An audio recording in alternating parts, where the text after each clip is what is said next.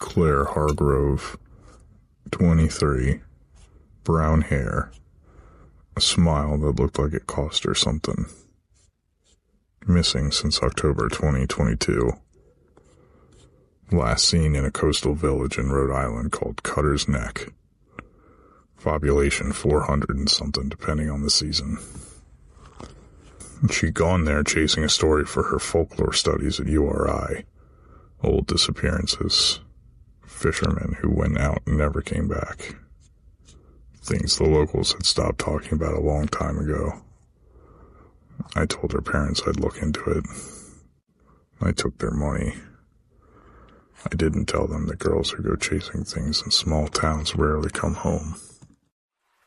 Route 1 up the coast is pretty enough if you don't think too hard about where you're going. By the time the ocean came into view, it was the color of slate. The sky wasn't much different. There was a lighthouse about 2 miles offshore. White tower. Dark windows. I kept my eyes on the road. Cutter's Neck had the feel of a place that flinched when strangers arrived. Not hostile. Just cautious. The kind of cautious that comes from practice. I ate at the only diner and ordered eggs I didn't want so I'd have a reason to sit. The woman behind the counter had the hands of someone who'd spent 40 years doing hard things, and the eyes of someone who'd spent 40 years not talking about them. I mentioned Claire the way you mentioned the weather. Offhand, halfway through my second cup of coffee.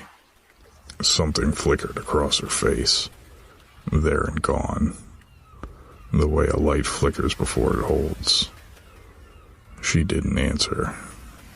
I didn't push. Pushing in a room like that just closes doors you might need later. I left a good tip and asked where a man could get a real drink.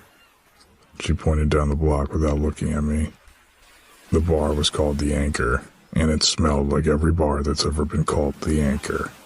Dim, wood-paneled, a mounted fish on the wall that looked embarrassed about it. The bartender's name was Gus. He liked to talk once he decided you weren't worth suspecting. I've always had a face that reads as harmless. It's gotten me further than it has any right to. I let him run for a while. Lobster prices. The off-season. A guy from Connecticut who bought the old marsh property. I listened like I cared. Then I let the conversation find the docks the way conversations do when you're patient enough. That's when he said the name. Silas. He said it the way you say the name of a weather system. Not afraid exactly. Just respectful of the damage. Been out at that lighthouse long as anybody can remember, Gus said. Keeps a boat. Keeps to himself. Down just works around him. I asked what he looked like. Tall as a tree. Then he picked up a glass and started wiping it down and didn't say anything else. The way people stop talking when they've already said more than they meant to.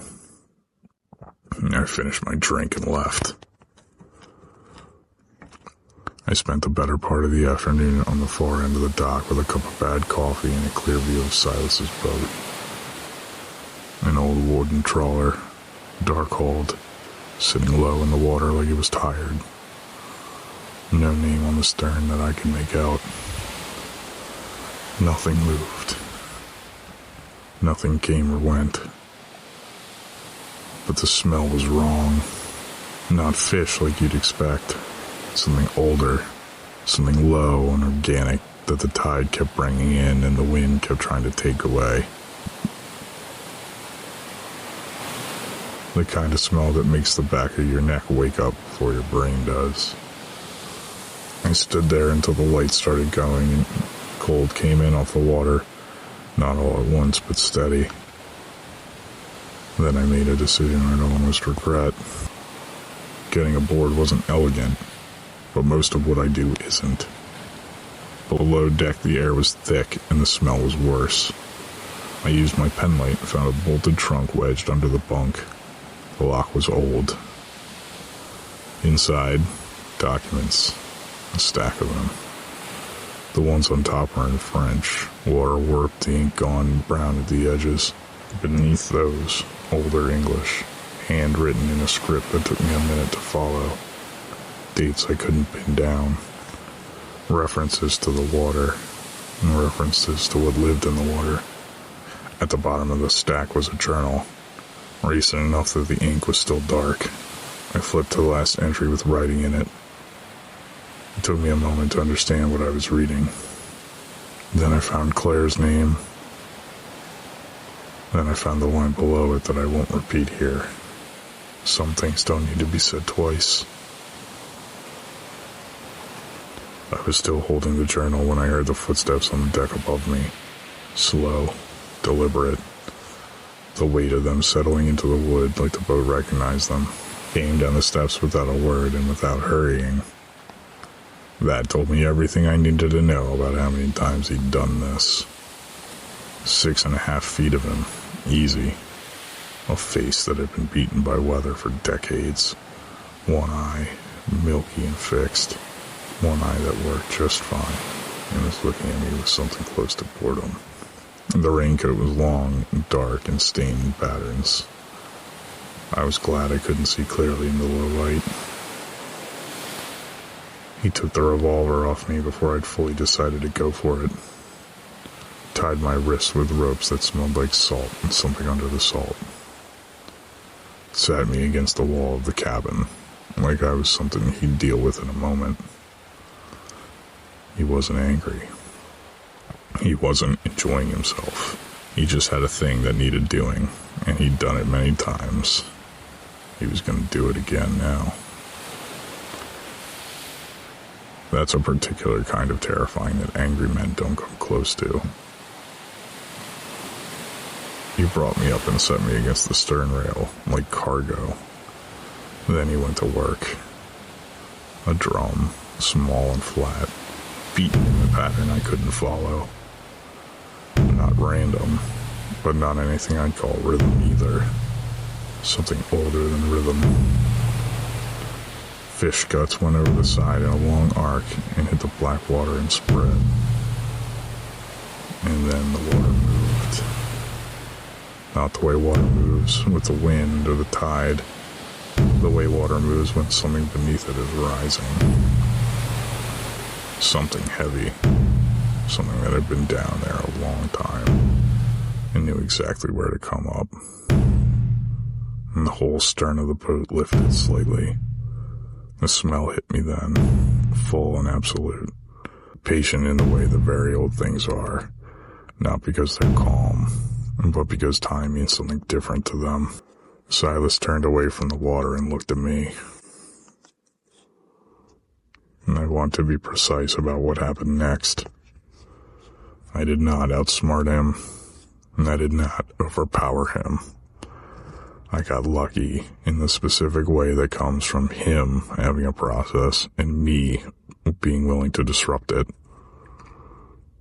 He needed something done in a particular way.